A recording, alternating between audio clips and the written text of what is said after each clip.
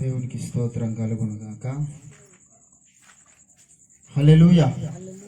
దేవుని బిడ్డలారా, మరి అనేక పర్యాయములు మీ గ్రామానికి రావాలని దేవుడు ప్రేరణ ఇచ్చినాడు. అయిన కాలములు సమయములు తండ్రి తన స్వాధీనం అందించుకొని ఉన్నాడు. చాలాసార్లు నాకు నాగేష్ అన్నగారు కానీ అక్కగారు కానీ కలిసినప్పుడు అన్నగారు రండి మీరు మా ఇంటికి ఒకసారి అని అన్నారు. దేవుడు మరి ఈ రీతిగా ప్రార్థన కూటమి ద్వారా నడిపించినాడు. దైవజనుడు స్వరాజ్ గారి యొక్క ఆధ్వర్యంలో వారి యొక్క మరి బోధన విధానములు అద్భుతంగా దేవుని ప్రేమ చేత నింపబడుతూ ఆత్మీయ జీవితంలో భయముతోను వణుకుతూను రక్షణ జీవితాన్ని కాపాడుకుంటూ నడుస్తూ ఉన్నటువంటి మిత్రులు నాగేశన్న గారికి, వారి సత్యమణి గారికి నా ప్రత్యేకమైనటువంటి వందనాలు. వారి ద్వారా దేవుడు జరిగిస్తున్నటువంటి కార్యాల కొరకు దేవునికి స్తుతి కలుగునుగాక. మరి ఈ గ్రామంలో అనేక మందిని వారైతే ప్రభు చెంతకు నడిపించినారు. దేవుని యొక్క ఆత్మకార్యాన్ని మనం చూస్తూ ఉంటున్నాం. హల్లెలూయా. దేవుని బిడ్డలారా, మరి ఈ అమావాస్య ప్రార్థనలో ఇక్కడ చాలా మంది ఉన్నారు. ఇప్పుడు మీరే కాదు, ఇక్కడ నా ముందు కూర్చున్న వాళ్ళు కొంతమంది, ఈ కార్యక్రమాన్ని ఆన్లైన్ ద్వారా చూస్తున్న వాళ్ళు కొంతమంది, అక్కడ ఒక 20 మంది ఉన్నా, నా ముందు 20 మంది ఉన్నా, ఇంకా కొంతమంది చూస్తున్నారు. వాళ్ళు 20 మంది కాదు, 20,000 మంది ఉండొచ్చు, 30,000 మంది ఉండొచ్చు. ఎవరు వాళ్ళంటే అంధకార శక్తుల సమూహాలు కూడా చూస్తున్నాయి, ఈ కార్యక్రమాన్ని వీక్షిస్తున్నాయి. అట్ ది సేమ్ టైం పరలోక సైన్య సమూహం కూడా చూస్తుంది. హల్లెలూయా. అందుకే వాళ్ళు ఎప్పుడు కొన్నిసార్లు రెడీగా ఉంటారంట. లూకాసు వార్తలో మన ప్రభు అయిన క్రీస్తు అంటాడు, మారు మనసు అక్కరలేని 99 మంది నీతిమంతుల కంటే మారు మనసు పొంది ఒక పాపి విషయమై పరలోకము మిగుల సంతోషించును. అంటే ఎప్పుడు సంతోషిస్తారు వాళ్ళు చెప్పండి? ఎప్పుడు సంతోషిస్తాడు? ఒక వ్యక్తి మారు మనసు పొందినప్పుడు. అంటే ఎప్పుడు మారు మనసు పొందుతారండి జనం చెప్పండి? పొద్దులప్పుడు మాత్రమే మారు మనసు పొందుతారా? మనుషులు మారు మనసు పొందే సమయం ఎప్పుడు చెప్పండి? ఏ టైంలో మనుషులు మారు మనసు పొందుతారు? పగలు రాత్రి ఎప్పుడైనా పొందుతూ ఉంటారు. ఇప్పుడు మధ్యరాత్రి వాక్యం వింటున్నారు, ఇప్పుడే మీ హృదయాన్ని దేవుడు తెరిస్తే ఇప్పుడే మీరు మారు మనసు పొందుతారు. ఇప్పుడు సంతోషించాలి వాళ్ళు, అంటే వాళ్ళు కూడా చూస్తూ ఉండాలి. అర్థమైంది నా పాయింట్? పరలోక సైన్య సమూహం ఎన్ని వేల మంది, ఎన్ని కోట్ల మంది, లక్షల మంది మనకు తెలియదు. అట్ ద సేమ్ టైం దురాత్మ శక్తుల సమూహాలు ఎంతమందో, ఎన్ని వేల దురాత్మలో మనకు తెలియదు. వాళ్ళు కూడా ఎందుకు చూస్తారంటే, దురాత్మ శక్తులు చూడడం గల కారణం ఏంటంటే సంతోషించడానికి కాదు. దురాత్మ శక్తులు ఎందుకు చూస్తే చెప్పండి? నీలో విత్తబడినటువంటి వాక్యాన్ని ఎత్తుకుపోవడానికి చూస్తాడు వాడు. నీలో కార్యం జరగకుండా దొంగ దోచుకొని వాడు కదా, వాడు వచ్చి ఏం చేస్తాడంటే మనలో హృదయంలో విత్తబడిన వాక్యం ఎత్తుకొని పోతాడు. అందుకే మళ్ళీ నేను ఇప్పుడు చెప్పిపోయిన వాక్యము మళ్ళీ ఒక 2 నెలలకు 3 నెలలకు ఒక సంవత్సరానికి వచ్చి ఏం చెప్పాను ఆ రోజు అంటే, ఏమో చెప్పినావు మొత్తం మీద వాక్యం అయితే చెప్పిన అంటారు తప్పితే నేను ఏ మూల వాక్యం తీసుకున్నా, ఏ క్రాస్ రెఫరెన్స్ తీసుకున్నా, లేకపోతే ఏది నా కంక్లూజన్ పాయింట్ ఏంది, ఇవి మాత్రం గుర్తుండవు. ఆ రోజు స్వరాజ్ పాస్టర్ గారు, సునీల్ గారు వచ్చారండి, పాటలు పాడే పిల్లలు కూడా వచ్చారు. ఇవి గుర్తుంటాయి, కానీ చెప్పిన పాయింట్ ఎందుకు గుర్తుంటాయి అంటే ఇవన్నీ గుర్తుపెట్టుకోవడం వల్ల మారు మనసు రాదు. సునీల్ పాస్టర్ గారు వచ్చారు, స్వరాజ్ గారు వచ్చారు, నవీందర్ గారు వచ్చారు, రవి గారు వచ్చారు, పవన్ గారు వచ్చారు అంటే నీకు మారు మనసు రాదు. వాక్యం వచ్చిందంటే మాత్రం మారు మనసు వస్తుంది. అందుకే సాతాను ఏం చేస్తాడంటే నీలో విత్తబడిన వాక్యాన్ని తిప్పుకోవడానికి వాడు కూడా కూర్చుంటాడు.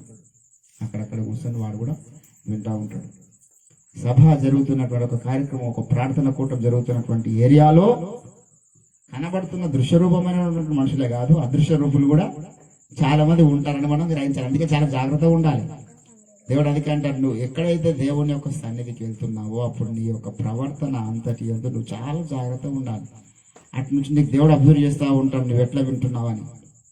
ఇటు నుంచి సైతం కూడా అబ్జర్వ్ చేస్తూ ఉంటాడు, నువ్వు ఎంత జాగ్రత్తగా వింటున్నావని. దేవుడు ఎందుకు అబ్జర్వ్ చేస్తాడంటే, నువ్వు జాగ్రత్తగా వింటే, నువ్వు వింటున్నప్పుడే నీకు పరిశుద్ధాత్మ ఇవ్వడం అనుకుంటాడు ఆయన, కొరనేలు కుటుంబాన్ని నింపినట్లుగా. అది ఉద్దేశం దేవుడు చూడడానికి. సైతాన్ శక్తులు ఎందుకు చూస్తాయంటే, నువ్వు అక్కడిక్కడ చూస్తున్నావు అంటే నీకు ఇంకక్కడిక్కడ చూసేటటువంటి దృశ్యాలు ఇంకెక్కువ చేయడానికి సైతాన్ శక్తులు చూస్తాయి. అందుకే చాలా మందికి వాక్యం వింటున్నప్పుడు కాన్సన్ట్రేషన్ కుదరదు. జరసేపు విన్నట్లు అనిపిస్తుంది, తర్వాత ఎక్కడ వెళ్ళిపోతుంది మళ్ళీ మైండ్. కొన్నిసార్లు మైండ్ వెళ్ళిపోతుంది, కొన్నిసార్లు కళ్ళు వెళ్ళిపోతాయి. కొందరు కళ్ళు వెళ్ళిపోవడం అంటే అర్థం ఏంటంటే నిద్రలోకి వెళ్ళిపోతారు. సో కాబట్టి మనం ఏం చేయాలంటే అక్కడక్కడ కొన్ని మనము మరి తన ప్రియులు నిద్రించుచుండగా ఆయన వారికి గిచ్చుచున్నాడు అనేటటువంటి లేఖనం ఒకటి బైబిల్లో ఉన్నది. హల్లెలూయా. సో కాబట్టి మనం అట్లా నిద్రపోతుంటే పక్కలకు మెల్లగా గిచ్చేసి అప్పటిదాకా మనం మళ్ళీ ఏం తెలియదు కూర్చోవాలి, వాక్యం వినాలి. మనకి గిచ్చింది కూడా తెలియదు. ఎందుకంటే నిద్రపోయే మనిషికి అప్పుడే మెలకువ రాదు కదా, అంత చురుకుదనం ఉండదు. సో ఆ పని మీరు చేయండి. హల్లెలూయా. దేవుని బిడ్డలారా, ఈరోజు మరి దేవుని యొక్క సన్నిధానంలో మరి కుటుంబంలో ప్రార్థన పెట్టుకోవడానికి ప్రేరణ తీసుకున్నటువంటి నాగేశన్న గారిని బట్టి మొన్ననే ఒక అద్భుతమైన కార్యక్రమం జరిగింది. ఇక్కడ ఈ ఓపెనింగ్ చేశారు దైవజనులు పాస్టర్ స్వరాజ్ గారు. వారు చాలా మంచి హృదయం గల వ్యక్తులు. నాగేశన్న గారు ఎట్లా అంటే నాగేశన్న గారు కానీ అక్క గారు కానీ వారు చాలా నిస్వార్థమైనటువంటి మనస్తత్వం కలిగిన వాళ్ళు. కొందరికి ఈ స్వార్థము ఈర్ష్య అనేది బాగా ఉంటుంది, అది వారిలో లేదు. అంటే ఈర్ష్య అంటే అర్థం ఏంటంటే నాకు ఏం లేకపోయినా పర్వాలేదు, వేరే వారికి ఉండొద్దు, అది ఈర్ష్య. సరే కూడా ఒక దగ్గరికి వెళ్ళి ప్రార్థన చేస్తున్నాడంట, నాకు అడిగింది ఇయ్యాలని చెప్పేసి. ఏదో ఒక ప్రేతాత్మకో దురాత్మకో దేవునికి మొత్తం మీద పోయి బయట ప్రార్థన, నాకు అడిగింది కావాలని చెప్పేసి. వాడు తపస్సు చేస్తూ ఉంటే, వాడు ప్రార్థన చేస్తూ ఉంటే వాని యొక్క ప్రార్థన దీక్షను మెచ్చుకొని సరే నువ్వు అడిగింది ఇస్తా అని చెప్పేసి చెప్పిందంట దురాత్మ. నువ్వు అడిగింది ఇస్తా, అట్ ద సేమ్ టైం నీకేది ఇస్తాను అంతకన్నా డబ్బులు నీ పక్కింటి కూడా ఇస్తా అని చెప్పిందంట. వీరికి మాత్రం వీరికి అడిగింది ఇస్తానని తెలిపించింది. చక్క ఇంటికి వచ్చాడు, అడుగుతా ఉన్నా నాకు 2 అంతస్తుల ఇల్లు వచ్చును గాక. అయిపోయింది, 2 అంతస్తుల ఇల్లు వచ్చేసింది. కానీ వెంటనే పక్కింటి వాడికి 4 అంతస్తులు అయింది. వీడు ఆశ్చర్యపడుతున్నాడు, నాకు 2 అంతస్తులు పక్కి 4 అంతస్తులు వచ్చింది. తర్వాత మళ్ళీ నాకు 2 కార్లు వచ్చినాయి, అక్కడ పక్కింటి 4 కార్లు వచ్చినాయి. వీనికి ఏం అర్థం కాలే, మళ్ళీ వెళ్ళిపోయినాడు రెండులోనికి. ఏంది నేను ఏదో ఉడుకున్నా దానికన్నా డబ్బులు నా పక్కింటికి వస్తుందంటే ఆ రోజు చెప్పాను నేను, నువ్వు సరిగా వినలేదు. నువ్వు అడిగింది ఇస్తానన్నా అనగానే నువ్వు వెళ్ళిపోయినావు ఇక్కడ నుంచి. నువ్వు అడిగింది ఇచ్చినప్పుడు నీతో పాటు పక్కింటిని కూడా నేను అంతకు డబ్బులు ఇస్తానని చెప్పాను. ఓహో అలా చెప్పావా అని చెప్పేసి వాడి ఇంటికి వచ్చి నేను అడిగిన దానికి డబ్బులు ఇస్తానని చెప్పింది కదా అప్పుడేతాత్మ అని చెప్పేసి ఒక చిన్న మూల తీసుకొని ఒక కన్ను పుచ్చుకున్నాడంట. ఇప్పుడు పక్కింటికి 2 కళ్ళు పోవాలి అంటే కొందరికి ఇదేనా ఏమంటారు అంటే దీన్ని ఈర్ష్య అంటారు అనమాట. నేను బాగున్నా, నాతో పాటు పక్కవాడు కూడా బాగుంటే సంతోషపడే లక్షణము దేవుని బిడ్డ తప్పితే ఈ ఓ రోజులంత అనమాడిది ఉండొద్దు, వాళ్ళ జీవితంలో పైకి రా. కాబట్టి మరి ఉన్న దాంట్లో బిడ్డలు ఇద్దరు కూడా నాగేశన్న గారు కానీ వారి దేవునికి సంతోషపరుస్తూ అన్ని విషయాల్లో నాకు చాలాసార్లు స్వరాజ్ పాస్టర్ గారు చెప్తా ఉంటారు, నాగేశన్న గారు నమ్మకంగా దశం భావిస్తారని. చాలా సాక్ష్యం. ఆయన చిన్న కష్టమే కావచ్చు, చిన్న కష్టమే కులినాలు చేసుకుంటుండొచ్చు, కానీ ఆ మిక్కిలి కొంచెంలో నమ్మకంగా దేవునికి ఆయన ఉన్నాడు. చాలాసార్లు నేను అందరూ దశం భావిస్తున్నారు సంఘంలో అడుగుతాను. నేను సేవకులుగా మా బాధ్యత అది. విశ్వాసులు ఆశీర్వదించబడాలంటే ఖచ్చితంగా దశం భాగాలను మేము ఆఫర్ చేయాలి. అది దేవుడు పెట్టినటువంటి క్రమము, పద్ధతి. సంఘానికి క్షేమాభివృద్ధి, విశ్వాసికి క్షేమాభివృద్ధి. అందరికీ మేము ఒక్కోసారి 2 సార్లు చెప్తాం, ఊరికే బలవంతం చేయం. ఇస్తే వాడు దీవించబడతారు, లేకపోతే లేదనుకుంటాం అంతవరకు. మరి అన్నగారు దేవునికి ఇచ్చాడు, దేవుడు తనను ఆశీర్వదించాడు, మంచి ఇల్లును దేవుడు అనుగ్రహించినాడు. ఇంకా తను ఆశీర్వదించబడి మిగతా వారికి అంతా కూడా అయిపోవాలి. దేవుడే తనకు ఆర్థిక సహాయం అనుగ్రహించడం గాక. ఇంట్లో ఉన్నటువంటి సమస్యలన్నీ కూడా, ప్రతి సమస్య వెళ్ళిపోతుంది. ఇప్పుడు సమస్యలు నీకు ఒకరికే ఉన్నాయి అనుకోవద్దు. నేను చాలాసార్లు చాలా మందికి పొద్దున లేవగానే పేపర్ ఎందుకు చదువుతారా అని అనుకునేది. తెలుసా మీకు పేపర్ ఎందుకు చదువుతారు అసలు పొద్దున్న లేవగానే అంటే? వాడు పొద్దున్న లేవని వాళ్ళ భార్య చూసిన తర్వాత వాడికి చాలా బాధ వేదన అనిపిస్తుంది. తర్వాత పోయి పేపర్ చదువుతాను అనుకుంటాడు, నాకన్నా ఎక్కువ కష్టాలు పడుతున్నాడు చాలా మంది ఉన్నారని అర్థమవుతుంది దానికి. సో కాబట్టి మనకు ఒకరికి కష్టాలు లేవు. మీరు రోజు పేపర్ చదువుతూ ఉంటే లోకంలో ఎంతమందికి ఎన్ని కష్టాలు, ఎన్ని ఆకలి దప్పికలు ఎన్నో జరుగుతూ ఉన్నాయి. వారికంటే మనం చాలా మంచిగా ఉన్నాం. హల్లెలూయా. న్యూస్ అంటేనే అక్కడక్కడ చనిపోయిన వాళ్ళు, వేదనలో, బాధలో, యాక్సిడెంట్స్లలో రకరకాల తిప్పలు పడుతున్న వారితో వస్తుంది పేపర్ స్టేట్మెంట్ చాలాసార్లు. మనకైతే దేవుడు చాలా మంచి స్థితిలో ఉంచున్నాడు. హల్లెలూయా. కాబట్టి దేవుని బిడ్డలారా, మరి మనకు కలిగిన దాంట్లో దేవుని యందు సంతోషిస్తూ ముందుకు సాగేటటువంటి లక్షణం మనం నాగేశ్వర గారి ద్వారా నేర్చుకోవాలి. హల్లెలూయా. దేవునికి స్తోత్రం కలుగును గాక. హెబ్రీయులకు రాసినటువంటి పత్రిక. కొద్దిసేపు ఇప్పుడు చాలా టైం అయిపోయింది. కొద్దిసేపు మనము దైవ వర్తమానాన్ని విని దేవుని స్తుతించినాం. ఇంతవరకు వాక్యము చేత మనం ఒకసారి రేపబడి పురికొల్పబడి ప్రోత్సహించబడి ముందుకు సాగుదాం. హెబ్రీయులకు రాసినటువంటి పత్రిక 11వ అధ్యాయము 6వ వచనం. విశ్వాసము లేకుండా దేవునికి ఇష్టడై ఉండుట అసాధ్యము. దేవుని యొద్దకు వచ్చువాడు ఆయన ఉన్నాడనియో తన్ను వెదుకు వారికి ఫలము దయచేయువాడనియో నమ్మవలెను కదా. చదవబడినటువంటి లేఖన పరిశుద్ధ భాగమును దేవుడు మన వినికిడిలో ఫలింపచేయును గాక. ఆమేన్, ఆమేన్, ఆమేన్. ప్రభునందు నాకు అత్యంత ప్రియులారా, చదవబడిన లేఖన పరిశుద్ధ భాగములో విశ్వాసము లేకుండా దేవునికి ఇష్టడై ఉండుట అసాధ్యం అనేటటువంటి మాట కనబడుతూ ఉన్నది.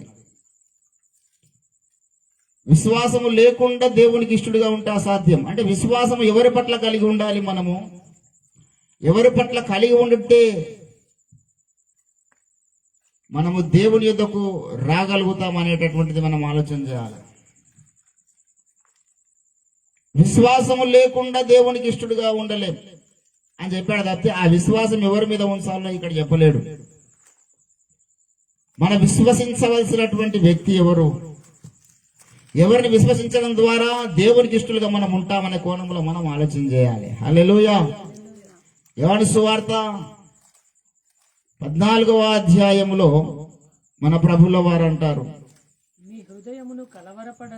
మీ హృదయములు కలవరపడనీయకుడి, దేవుని యందు విశ్వాసం ఉంచుచున్నారు, నాయందు. దేవుని మాత్రమే నమ్ముతూ సరిపోదండి, దేవుని అందరు నమ్ముతున్నారు. నాయందు విశ్వాసం ఉంచండి. Trust in me also. నన్ను నమ్మండి. Believe me. దేవుని బిడ్డలారా, యేసుక్రీస్తునందు విశ్వాసం ఉంచడం అంటే అర్థం ఏమిటి? నాయందు విశ్వాసం ఉంచడం ఎందుకన్నాడు అంటే యేసు నందు విశ్వాసం ఉంచడం అంటే అర్థం ఏమిటి? యేసు ప్రభు అంటే ఆయన ఏమై ఉన్నాడు? ఎందుకొరకు ఆయన వచ్చినాడు? యేసు ప్రభువును విశ్వసించడం అంటే అర్థం ఏమిటంటే లేఖనముల ప్రకారము క్రీస్తు మన పాపముల కొరకు మరణించాడు అనేది మనం మొదటి నమ్మాలి. క్రీస్తు నమ్మినప్పుడు మొదటి పాయింట్ ఏంది? లేఖనముల ప్రకారం క్రీస్తు మన పాపముల కొరకు మృతి పొందెను, లేఖనముల ప్రకారం పాతిపెట్టబడవను, లేఖనముల ప్రకారం తిరిగి 3వ దినమున లేపబడను అనేది విశ్వాసం. నా యందు విశ్వాసం ఉంచుంటే నేను ఈ 3 పనులు చేశానని మీరు నమ్మాలి.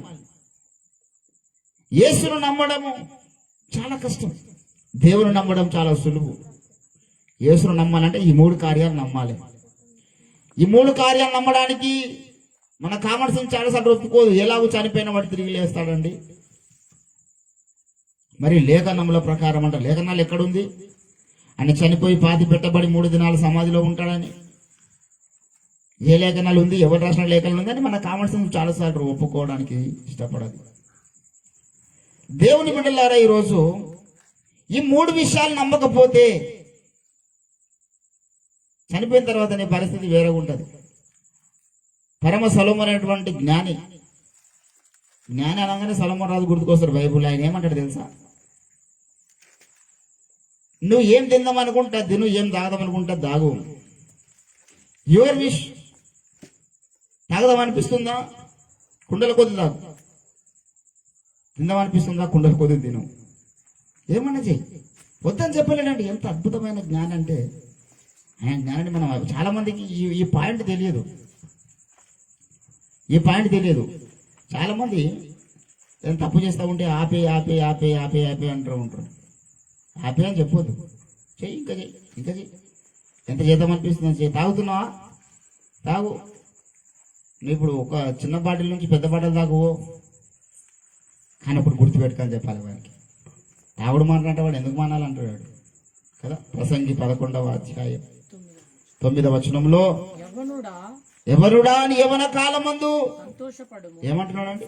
సంతోషపడుము, నీ యవ్వన కాలమందు నీ యవన కాలమందు నీ హృదయము సంతుష్టిగా ఉండని, నీ హృదయమును సంతుష్టిగా ఉండనిమ్ము, నీ కోరిక చొప్పునను నీ కోరిక చొప్పునను. నీ దృష్టి యొక్క ఇష్టము చొప్పున ఎవరు చెప్తారంటే ఇంత మంచి మాట? నీకు ఏ కోరిక ఉన్నదో ఆ కోరికను నెరవేర్చుకో. నీ కోరిక చొప్పునను, నీ దృష్టి యొక్క ఇష్టము చొప్పునను ఇష్టము చొప్పునను ప్రవర్తింపుము. ప్రవర్తింపు అట్లా బ్రతుకును, మంచిగా బ్రతుకు. నీకు ఎట్లా బ్రతుకుదాం అనిపిస్తే అట్లా బ్రతుకు. అయితే వీటన్నిటిని బట్టి అది అది అది అయితే వీటన్నిటిని బట్టి దేవుడు నిన్ను తీర్పులోనికి తెచ్చునని జ్ఞాపకం. ఇది ఒక్కటి గుర్తుపెట్టుకో నాయన. తాగుతున్నావా? తాగు, కానీ ఒకటి గుర్తుపెట్టుకో, చచ్చిపోయిన తర్వాత నీకు తీర్పు ఉంది. వ్యభిచారం చేస్తున్నావా? చెయ్యి, గుర్తుపెట్టుకో. ఒక పాయింట్ చెప్తున్నాను, నువ్వు నీకు పాపం మానమని చెప్పడం లేదు, నువ్వు చేస్తే చెయ్యి. కానీ ఒక రియల్ వర్డ్ ఒకటి గుర్తుపెట్టుకో. వ్యభిచారం చేస్తూ చేస్తూ చచ్చిపోయిన తర్వాత నీకు తీర్పు ఉందని మాత్రం గుర్తుపెట్టుకో. Remember the judgement day. ఈ పాయింట్ చెప్పాలండి మనం ఎక్కడ పోయినా.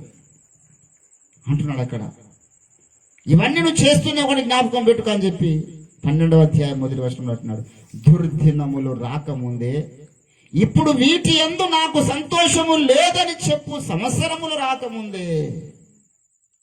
తేజస్సునకును సూర్యచంద్ర నక్షత్రములకును చీకటి కమ్మక ముందే, వాన వెలిసిన తర్వాత మేఘములు మరలా రాకముందే నీ బాల్య దినములందే నీ సృష్టికర్తను స్మరణకు తెచ్చుకుని. చాలా మంది ఇష్టమున్న జీవితం బ్రతికి చచ్చిపోయేటప్పుడు చాలా మంది అన్నారు, అరే నా బ్రతుకు వ్యర్థమైపోయింది అన్నారు. చాలా మంది అనుకున్న ఎంజాయ్మెంట్ చేసిన వాళ్ళు.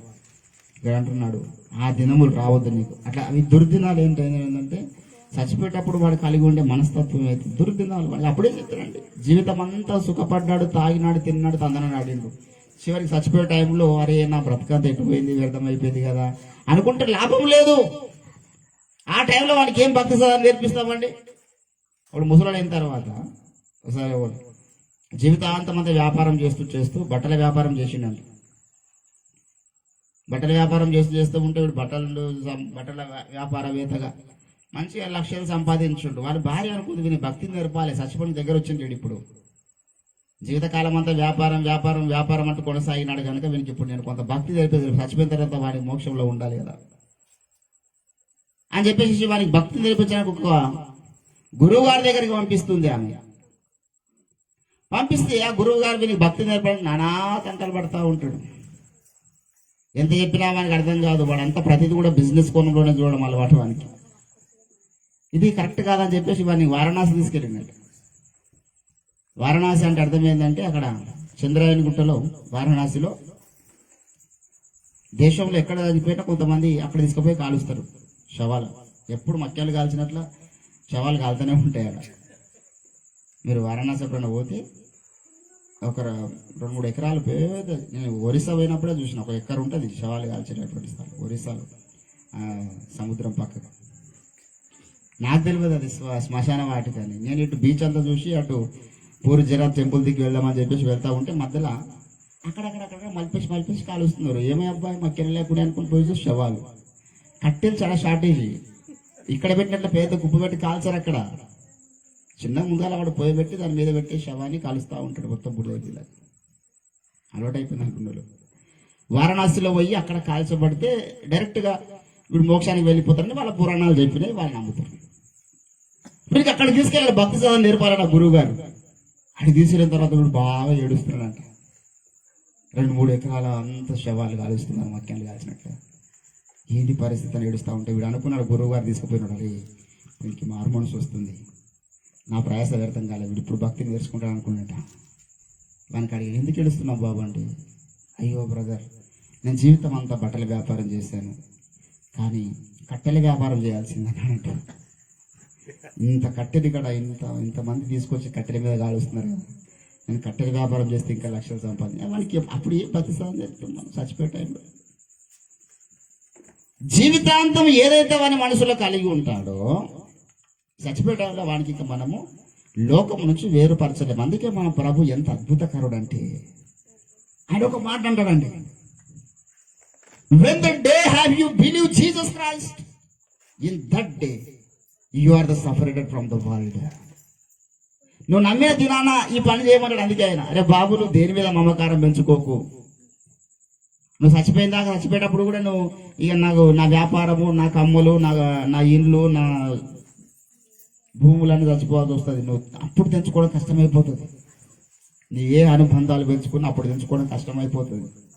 కాబట్టి రక్షణ పొందిన దినం నుంచి నువ్వేం చేయు, లోకం నుంచి వేరుపరచబడ్డావు కనుక నువ్వు ప్రతివాడు తన కలిగినది తనది కాదనుకున్న వాళ్ళను ఈ ఎక్సర్సైజ్ అనేది మనం రక్షణ పొందిన దినం నుంచి చేయాలి. అన్ని సంపాదించాలి కానీ ఏది నాకు కాదనుకోవాలి. ఇది ప్రభు కొరకు చేయాల్సినటువంటి సాధన.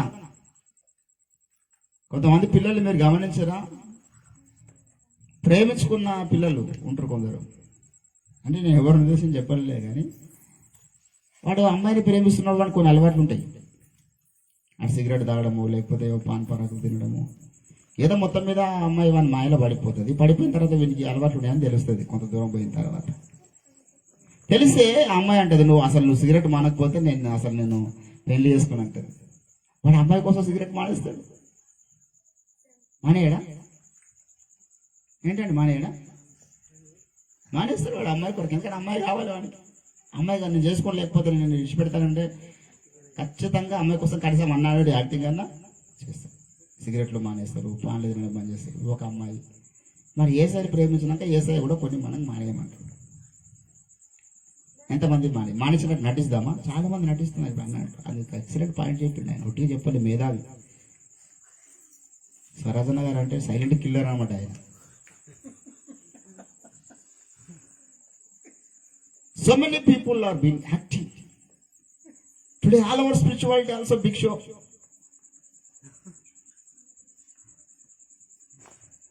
ఏసఐ కొరకు ఏదో నిజంగా నాకు చాలా ఆశ్చర్యం ఉంది. నిన్నాక మొన్న మా ఊర్లో నుంచి నాకు వచ్చిన ఒక ఇన్ఫర్మేషన్ ఏంటంటే, మా ఊర్లో వెళ్ళి, అరే మీ ఊరు ఆయన అబ్బాయి సునీల్ మంచిగా పెద్ద పాస్టర్ అయినంటే అక్కడ సేవ చేస్తున్నారండి అడిగి 2-3 పోయి కౌన్సిలింగ్ చేసిరు ఒకళ్ళు మొన్న పోయిన వారు. ప్రతి ఒక్కడు అన్న మాట ఏంటంటే వాడు యాక్టింగ్ చేస్తున్నాడు. వాడు నమ్మినట్టే మేము మాత్రము ఒప్పుకోము. అసలు మేము నమ్మము. అసలు ఆడు మారినట్టు మేము నమ్మము. ఆడు ఎటువంటి బ్రతుకు బతికింది మా కళ్ళ ముంగట, స్థానుసారమైన బ్రతుకు బతికింది కదా. వాడు మారలేదండి, వాడు మారలేడు.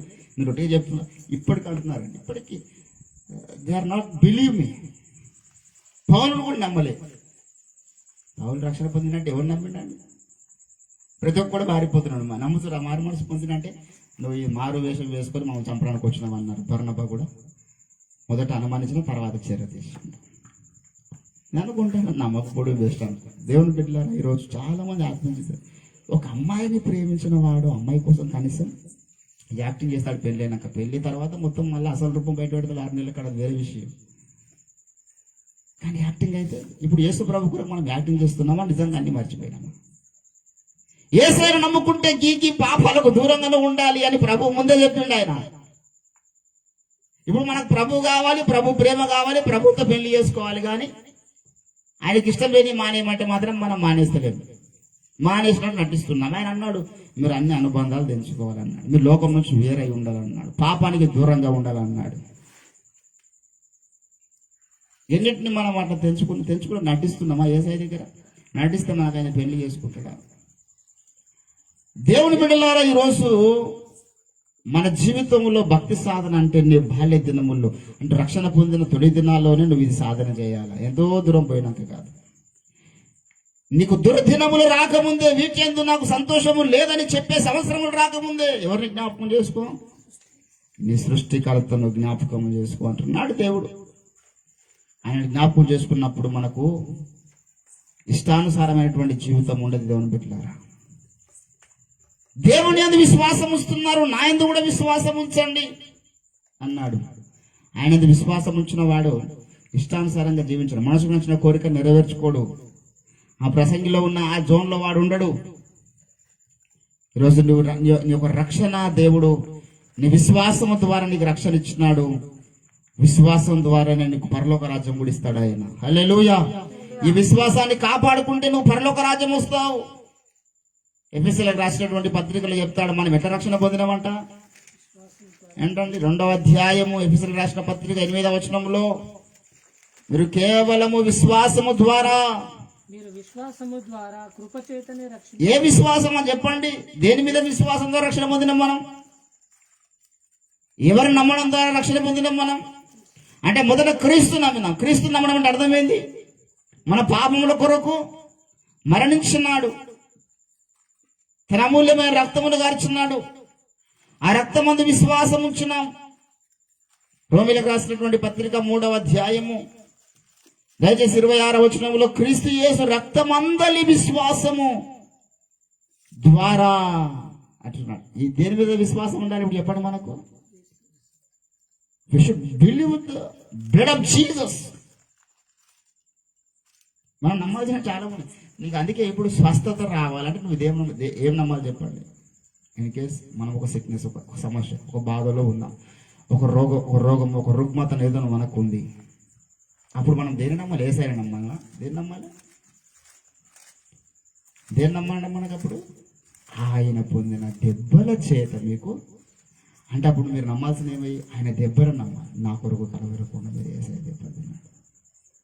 ఆ సిలువని జ్ఞాపకం చేసుకుంటే ఆ దెబ్బల్లో ఒక శక్తి ఉంది, ఏంటంటే నేను స్వస్థపరిచే శక్తి ఉంది. రక్తము నమ్ముతున్నాం. ఎందుకు నమ్ముతున్నా? విశ్వాసం. రక్తమందు విశ్వాసం ఉంచడం ద్వారా నేను రక్షింపబడుతూ ఉన్నాను. అందుకే ప్రభు అన్నాడు, దేవుని యందు విశ్వాసం ఉంచడం గొప్ప సంగతి కాదు నాయన, నా యందు కూడా మీరు విశ్వాసం ఉంచండి తన శిష్యులకు చెప్పినాడు. దేవుని బిడ్డలారా, ఈరోజు మన విశ్వాసం అయితే అంటాడు, అందుకే మన విశ్వాసం అయితే క్రీస్తు యందు ఉన్నది. మన విశ్వాసం అయితే క్రీస్తు ఎడల ఉన్న సరళత నుంచి మనల్ని తప్పించడానికి దుష్టుడు ఎన్నో విధాల ప్రయత్నాలు చేస్తాడండి. ఆయన మీద విశ్వాసం ఉంచినాడు వాడు. నువ్వు దేవుడు నమ్ముతావా? నమ్ము. ఇక దేవుడు అనే కాన్సెప్ట్ చాలా చాలా ఆశ్చర్యమైంది. అన్ని మతాల వారికి దేవుడు ఉన్నాడు, అన్ని కులాల వారికి కుల దేవతలు ఉన్నాయి, వారి ఇష్టం. దేవుడు అనే కాన్సెప్ట్ లేనాడు ఉన్నాడు, నాస్తికుడు తప్ప. దేవుని యందు దేవుడు అనే కాన్సెప్ట్ మీద విశ్వాసం ఉంచడం వేరు, రక్షకుని మీద విశ్వాసం ఉంచడం వేరు. యేసు ప్రభు నా యందు విశ్వాసం ఉంచున్నాడు. ఎందుకన్నాడు? ఒట్టి అని అన్నాడా? ఎందుకన్నాడండి విశ్వాసం ఉంచున్నా అంటే? ఇప్పుడు ఇక్కడ మైక్ ఉన్నది, ఇక్కడ మైక్ ఉన్నది, కనబడుతున్నదా? మీరు చూడండి ఒకసారి, మైక్ ఉన్నదా లేదా? కనబడుతున్నది. ఇప్పుడు మీరు నమ్ముతారా నమ్మరా? ఇక్కడ మీకు ఇది చూపెట్టి నమ్మమని చెప్తున్నా నేను. యేసు ప్రభుల వారు కూడా నమ్మని చెప్తున్నాడు అంటే ఏం లేకుండా ఆయన నమ్మని చెప్తలేదు. ఆయన తను నమ్మడానికి ఎన్నో ఆధారాలు చూపించారట, ఎన్నో ప్రమాణములు. మీరు ఆయన విశ్వాసం ఎట్లా విశ్వాసం ఉంచాలి ప్రభు? ఒక్కసారి మా ఇంట్లోకి రాకపోతే, మమ్మల్ని దర్శించకపోతే, మాకు కనబడకపోతే అంటే అది కాదు. ఎన్నో ప్రమాణములు చూపించే దేవుడు అయి ఉన్నాడు ఆయన నువ్వు నమ్మడానికి. ఏంటండి? అపోస్తల కార్యము 1వ అధ్యాయములో మనం చూస్తాం 3వ వచనంలో, ఆయన శ్రమపడిన తర్వాత 40 దినములు వారికి అగుపడుచు దేవుని రాజ్య విషయములను గూర్చి బోధించుచు అనేక ప్రమాణములను దేవుడు ఏం చేస్తున్నాడు? వారికి చూపిస్తున్నాడు. నీకు నమ్మడానికి ఆధారం కావాలి మాకు అన్నారు వాళ్ళు. కొన్ని ప్రమాణాలు చూపిస్తుంది. ఇదిగో నమ్ము, ఇది మైక్ అని నమ్ము, ఇది ఒక బుక్ అని నమ్ము, ఇది ఒక బైబిల్ అని నమ్ము, ఇది ఒక ఫోన్ అని నమ్మనిట్లయితే నేను చెబుతున్నాను. ఇదిగో నా చేతులు, ఈ చేతుల్లో మేకులు మీరు చూడండి. This is the proof, this is the evidence for you to believe. ఈరోజు నీవు నేను దేవుని బిడ్డలారా ఎట్లా నమ్ముతున్నాం దేవుని చెప్పండి? ఆదిమ సంఘం ఇట్లా నమ్మింది. ఎట్లా? కళ్ళకు కనబడుచున్నట్టుగా నమ్మిండ్రు వాళ్ళంతా. అందుకే వారి ద్వారా కార్యాలు జరిగాయి. మనం ప్రభుని అంతగా నమ్ముతున్నామా చెప్పండి? అంతగా నమ్ముతున్నామా?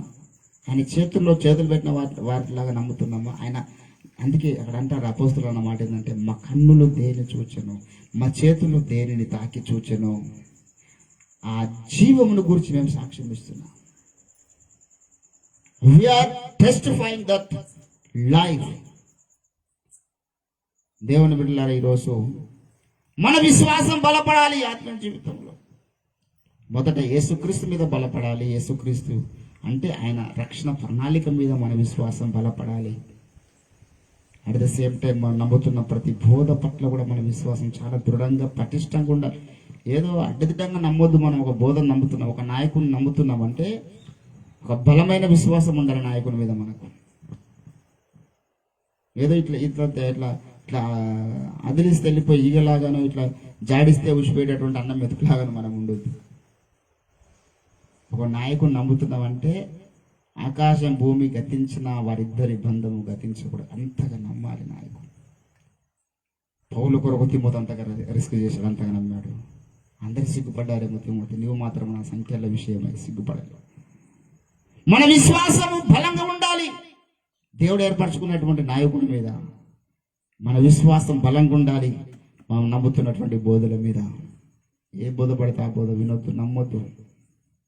అడ్డమైనటువంటి బోధలు లోకంలోకి వచ్చినాయి.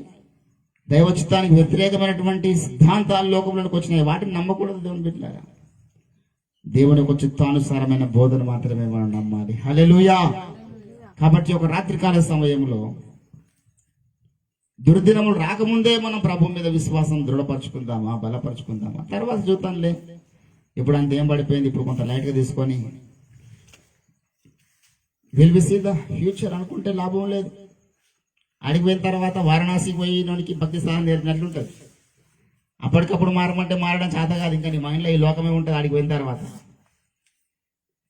కాబట్టి ఇప్పటి నుంచే మనం అందరం కూడా కేవలం యేసుక్రీస్తు మీదనే మన యొక్క కాన్సన్ట్రేషన్ని మనం పెట్టాలి. మన పంచ జ్ఞానేంద్రియాలు, కర్మేంద్రియాలు, మన మనస్సు, మన హృదయ వాంఛ, మన తలంపును, మన ఆలోచనలు అన్నీ కూడా యేసు ప్రభు కొరకు పరితపించాలి. హల్లెలూయా. ప్రభు కొరకు పరితపించే విధంగా మన యొక్క ఆలోచన ప్రపంచము ఉండాలి. దేవుని బిడ్డలారా, ఈ రాత్రికాల సమయంలో ఒక నూతన తీర్మానం తీసుకుందాం. నీకు విశ్వాసం ఉంటే ఈ ప్రాంతంలో పనిచేసేటప్పుడు దురాత్మ శక్తులు వెళ్ళగొడతావు. నీకు విశ్వాసం ఉంటే విశ్వాసం ద్వారా అనేక ఆత్మల్ని సంపాదిస్తావు. విశ్వాసమే క్రియ జరిగిస్తుందండి. బలమైన విశ్వాసము క్రియారూపం దాలుస్తుంది. విశ్వాసం అంటే ఎట్లుండాలంటే మనం పిచ్చోళం అయిపోయిన ఉండాలి. విశ్వాసం ఏదో అవకాశం అందరం నమ్ముదాం, తర్వాత సప్రదాకుందాం అన్నట్లు ఉండొద్దు. కార్యం జరుగుతుంది అనేటటువంటి దృఢమైనటువంటి విశ్వాసం కలిగి నువ్వు స్వార్థ పనికి పూనుకోవాలి. కార్యం జరిగిస్తారని నువ్వు అంధకార శక్తుల్ని బంధించడానికి పూనుకోవాలి. నువ్వు గొప్ప యుద్ధం చేయడానికి పూనుకున్నావు, దాని అంతటికి కావాల్సింది. అందుకే అంటాడు, మీరు విశ్వాసం అనే డాలును పట్టుకోండి, ఒకటే మీకు కావాల్సింది. మోషేల విశ్వాసం లేకపోతే ఎర్ర సముద్రం 2 రూపాయలు అవుతుందేనా? మోషేల విశ్వాసం లేకపోతే, ఏలియాల విశ్వాసం లేకపోతే వర్షం నాపేవాడు. ఎలీషాల విశ్వాసం లేకపోతే పట్టుబడిన విక్రమార్కునిలాగా ఏలియా కంటే బలమైన సేవ చేయగలిగేవాడా? విశ్వాసము, విశ్వాసం, విశ్వాసం. హల్లెలూయా. దేవుని బిడ్డల రోజు మనం కూడా అడుగుదాం, ప్రభువా బైబిల్లో నీ యొక్క బిడ్డలకు, నీ భక్తులకు, నీ దాసులకు ఏ విశ్వాసం అయితే నువ్వు ఇచ్చినావు అదే విశ్వాసం నాలో మీరు పుట్టించు. బైబిల్లో ఒక మాట అంటాడు, విశ్వాసమునకు కర్తయు దానిని కొనసాగించువాడైన యేసు. సో ఆ విశ్వాసం మనలో పెంచినవాడు ఆయననే, ఇప్పుడు కొనసాగించమని కూడా ఆయన అడుగుదాం ప్రభు. హల్లెలూయా. ఎన్నో ప్రమాణాలను చూపినావయ్యా నేను నమ్మడానికి. నేను రోగశయం మీద ఉన్నప్పుడు స్వస్థతనిస్తావని నమ్మడానికి ఎన్నో ప్రమాణాలు ఉన్నాయి. గర్భఫలము లేనప్పుడు గర్భఫలం ఇస్తావని చెప్పడానికి అబ్రహాము నాకు ఎంతో ప్రామాణికంగా ఉన్నాడు. కుంటివారిని లేపినావు, నాకు ఒక ప్రమాణం ఉంది బైబిల్లో. గుడ్డివారి కళ్ళు తెరిచిన ఒక ప్రమాణం ఉంది. బీదవారిని ఐశ్వర్యవంతులను చేసిన ప్రమాణాలు ఉన్నాయి బైబిల్లో, ఎవిడెన్సెస్ ఉన్నాయి. దేవుడు ఎన్నో కార్యాలు జరిగించినాడు. ఏది ఆధారం లేకుండా ఉండదని రోజు ప్రతి దానికి దేవుడు ఆధారం బైబిల్లో దేవుడు చూపించినాడు. అట్ ద సేమ్ టైం మన జీవితంలో కూడా ఎన్నో ఆధారాలు చూపిస్తాడు ఆయన. మన నమ్ముటకు ఎన్నో ఆధారాలు చూపిస్తాడు దేవుడు. ఏ ఆధారం చూపించకుండా నీకు నమ్మని చెప్పాడు ఆయన. నమ్ముటకు ఆధారములు కలిగించేవాడు, నీ విశ్వాసమును బలపరచడానికి ఆధారములు కలిగించేవాడు. దేవుని బిడ్డలారా, దేవుని ఒక కార్యాలను చూద్దాం. అదృశ్య ప్రపంచం మీదనే మన దృష్టి పెట్టాలి. మనలో